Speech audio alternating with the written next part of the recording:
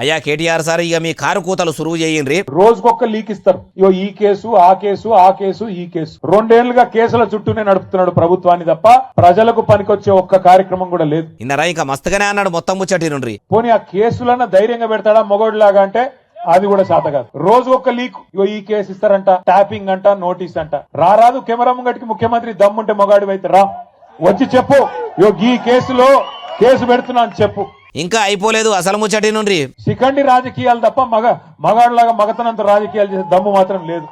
రా ముందుకు రా, కెమెరాల ముంగటికి రా, చిట్ చాట్ల వెనకాల దాక్కునుడు ఎందుకు? అయ్యా కేటీఆర్ సారు అంటే అన్నారంటారు కానీ మీ 10 ఏళ్ల బీఆర్ఎస్ ఏలుబడిలా ఏం వెలగబెట్టిండ్రు సారు? 10 ఏళ్ళు పథకాలు అమలు చేసిండ్రా? అక్రమ కేసులు పెట్టలేదా? మీ అయ్య కేసీఆర్ సార్ అట్లా వెట్టిపిచ్చి ఎంతో మందిని ఆగం చేసిండట. అయినా బంగారి తెలంగాణకు బాటలేస్తాము, దళితుడిని ముఖ్యమంత్రిని చేస్తాము, దళితులకు 3 ఎకరాల భూమి ఇస్తాము, దళితులందరికీ దళిత బంధు ఇస్తాము, నిరుద్యోగులకు ఉద్యోగాలు ఇస్తాము, కౌలు రైతుల కష్టాలు వాపుతాము, అన్నదాతలను ఆదుకుంటామని మీ నాయన కేసీఆర్ సారు ఆగం చెయ్యలేదా?